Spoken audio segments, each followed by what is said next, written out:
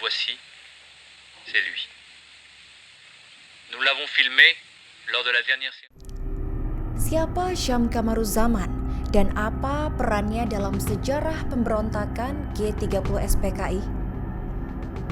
Sosok Syam Kamaruzzaman di mata seorang pelaku sejarah G30 SPKI kala itu dikenal sombong.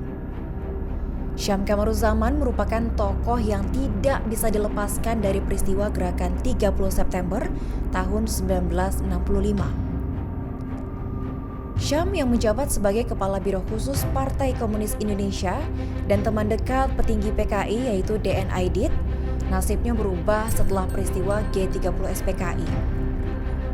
Syam menjadi tahanan dan kemudian dieksekusi mati di era kepemimpinan Soeharto. Biro Khusus sendiri merupakan sayap bawah tanah dari PKI yang beroperasi secara rahasia menjelang meletusnya tragedi kemanusiaan G30S tahun 1965. Syam Kamaruzzaman tidak sendiri. Ada 4 pengurus Biro Khusus PKI lainnya, yaitu Pono, Bono, Suwandi, dan Hamim. Syam, Pono, dan Bono dieksekusi mati pada tahun 1986. Sementara Suwandi meninggal lebih dulu. Satu-satunya yang masih hidup sampai runtuhnya kekuasaan Soeharto adalah Hamim. Namun sebenarnya ia telah divonis mati oleh pemerintahan Soeharto, namun bersama beberapa tahanan politik lainnya, Hamim bebas ketika Orde Baru tumbang. Di Biro Khusus, Syam adalah kepalanya. Di mata Hamim, Syam adalah sosok pemimpin yang keras. Hamim menggambarkan Syam sebagai orang yang berwajah menakutkan, berkulit hitam legam, dan bermata besar. Ia menilai Syam seperti militer di Biro Khusus meskipun bukan seorang tentara. Caranya memimpin sangatlah kaku, mengutamakan sentralisme dibandingkan demokrasi, dan memiliki disiplin yang sangat amat kuat. Syam memimpin dengan sangat keras, ia tidak segan mencaci bawahannya ketika melakukan kesalahan bahkan di depan orang lain. Menurut Hamim, Syam juga dikenal sebagai pentolan PKI yang suka omong besar. Ia kerap membesar-besarkan pengaruhnya terhadap militer. Hamim menilai sifat Syam sombong, bombastis, dan gemar melebih-lebihkan perannya. Menjelang meletusnya tragedi G30S 1965, Syam sempat menyampaikan kepada Hamim bahwa semua akan berjalan aman dan revolusi akan berhasil karena dirinya merasa telah menguasai militer. Ia bahkan menegaskan bahwa dengan dukungan tentara, PKI bisa melakukan apa saja. Namun saat itu Hamim merasa PKI belum siap melancarkan revolusi. Menurutnya, kondisi PKI saat itu hanya memungkinkan untuk melakukan demonstrasi, rapat umum, menuntut upah, dan melawan revolusi tetapi bukan untuk berperang. Syam menolak pandangan itu. Ia marah dan menuduh Hamim sudah takut sebelum benar-benar bertempur. Selain Hamim, Suswandi juga menentang usulan Syam, namun Pono dan Bono malah mendukungnya. Hamim menilai Syam sebagai sosok yang sombong dan tidak mau belajar teori.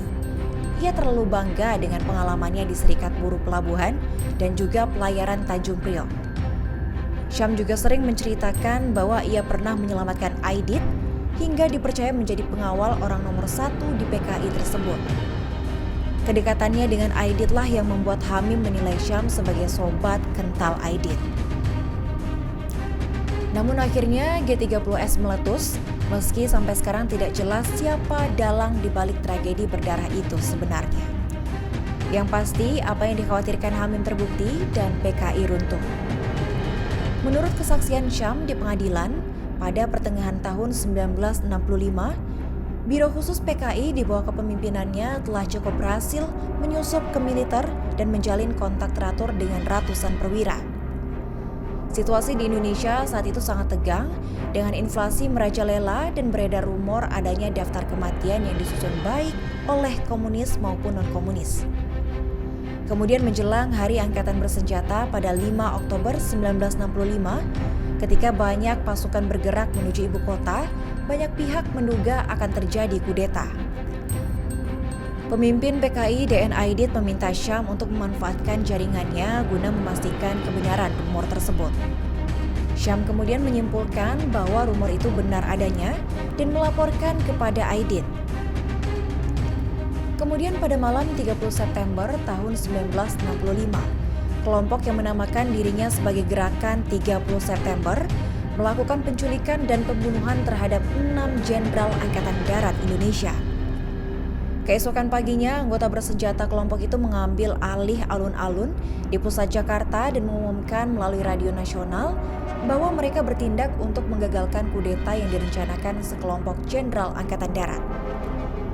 Pada subuh berikutnya, Syam bersama Presiden Soekarno, Wakil Komandan Angkatan Udara Marsikal Omar Dhani, serta pemimpin PKI DN Aidit bergerak ke Bandara Halim, Jakarta Timur.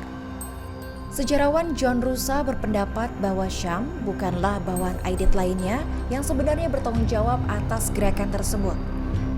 Ia memimpin setelah merasa perlu mencegah kudeta militer dan berhasil membujuk sejumlah perwira yang loyal kepada PKI untuk bergabung.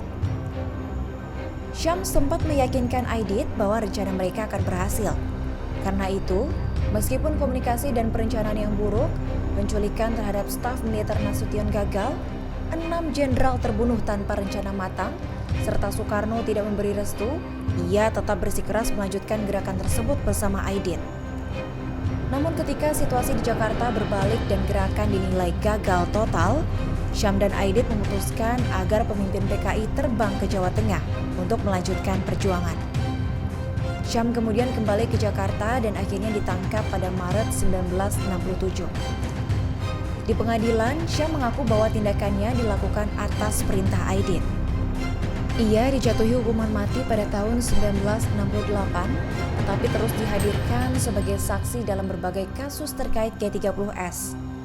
Dalam kesaksiannya, ia kerap memberikan rincian baru, sehingga eksekusinya selalu tertunda, dan pada akhirnya Syam dieksekusi pada September tahun 1986.